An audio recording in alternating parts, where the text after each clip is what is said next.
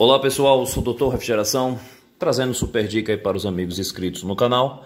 Desta feita estou com freezer vertical da marca Brastemp, capacidade 270 litros. A reclamação do cliente é que, de repentemente, o aparelho deixou de funcionar, deixou de congelar os alimentos. Estou aqui com o proprietário do aparelho, seu nome é? Lael. Tem quanto tempo que ele está parado, Lael? Parou ontem às 14 horas. Ontem às 14 horas. E o senhor falou que ele fica fazendo barulhinho. Tec, tentando partir e não parte. Muito bem. É muito importante, pessoal, a gente ouvir o relato do cliente, tá? Porque a gente pega o relato do cliente, une o relato do cliente com a nossa experiência e chegamos no diagnóstico. Pelo que o cliente está dizendo, esse tec é proveniente do protetor térmico, tá? O protetor térmico é uma das proteções do compressor.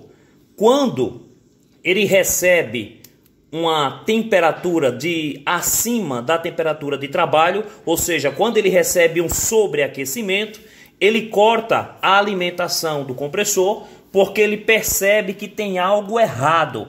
Da mesma forma, se houver elevação na corrente elétrica, o compressor também vai sobreaquecer, fazendo com que o mesmo venha abrir-se.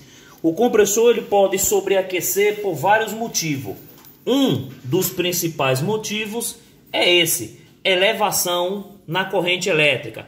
A elevação na corrente elétrica ela pode ser levada por condensador sujo, por filtro saturado, quando o compressor queima, quando o compressor trava-se. Então, a elevação na corrente elétrica, ela gera a abertura do protetor térmico, porque de imediato a carcaça, a estrutura do compressor vai sobreaquecer. E o que é que nós vamos fazer aqui nessa situação? Vou tirar a tampinha daqui e a primeira coisa que a gente tem que checar é o relé, pois ele é um dos responsáveis por fazer o compressor startar. Vou tirar essa tampinha aqui e vou verificar. Tirei aqui a tampinha, com a chavinha de fenda a gente faz esse movimento. Vou tirar aqui os cabos que alimentam o relé. Tá bem preso aqui. Vou fazer uma mão de força com a chavinha de fenda por aqui, olha. Lembrando que isso só pode ser feito com o compressor desligado, tá? Tirei o relé. O protetor térmico tá se desmanchando aqui. Olha para aqui, ó. Aí você diz, mas e aí, doutor? O que é que você vai fazer nessa situação? Primeira situação, vamos medir a resistência da bobina do compressor. E depois vamos testar o relé amperométrico. Lembrando a vocês que é muito difícil esse relé dar problema, tá? Possa ser que dê problema, mas é muito difícil. Primeiramente vou medir aqui o compressor.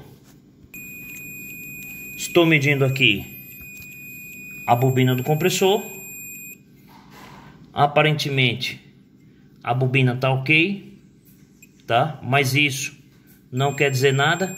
O que eu quero ver aqui é se a bobina estaria aberta, porque às vezes acontece da bobina do compressor tá boa, mas o motor tá trancado.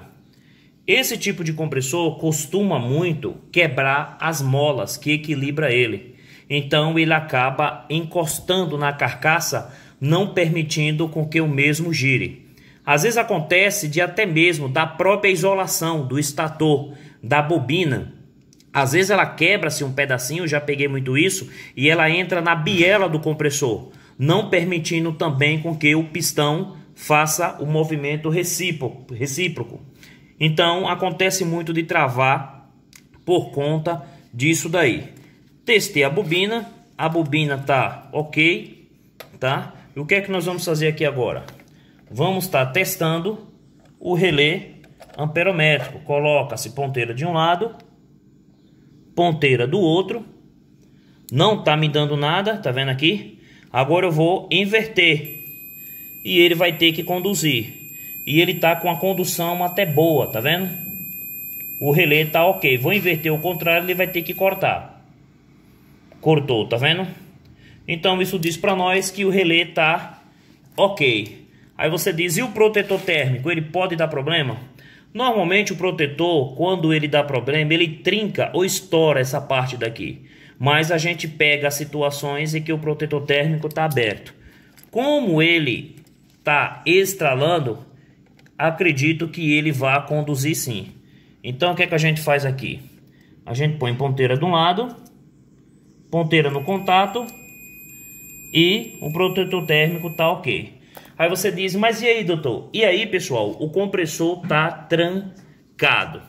Existem situações que a gente destrava o compressor, tá? E ele funciona por um tempo, mas logo logo volta a travar-se novamente.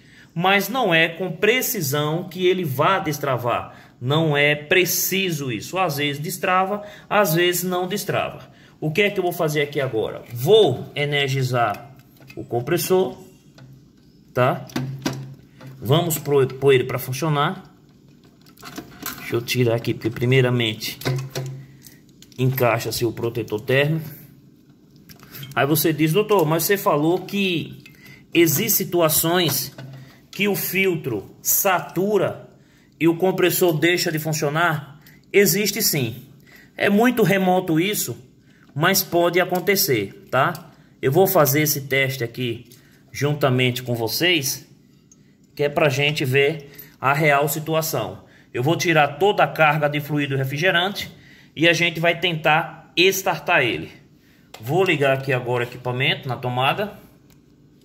Vou funcionar aqui e vamos ver o que é que vai acontecer. Deixa eu ligar aqui. Liguei, tentou partir, abriu o protetor térmico. Não funcionou. Então o que eu vou fazer aqui nessa situação? Vou abrir aqui o sistema, tá? E vamos tentar startar ele sem a carga. Mas pela vibração interna que ele gerou aí, esse compressor aí já está na hora de ser substituído, tá? Ele vibrou bastante dentro da carcaça, como se algo tivesse travando ele internamente, como se algo tivesse quebrado. Vou tirar aqui a carga de fluido refrigerante. Então vamos lá. Primeira coisa que a gente observa, o fluxo de fluido no tubo capilar. Lacrei o lado de cá, abri o lado de cá, olha, tá com fluxo muito bom, tá? É muito importante a gente observar isso, porque às vezes acontece do tubo capilar obstruir e levar o compressor para o pau. Então às vezes o técnico não observa isso daqui, troca o compressor e daqui a pouco o compressor dá problema.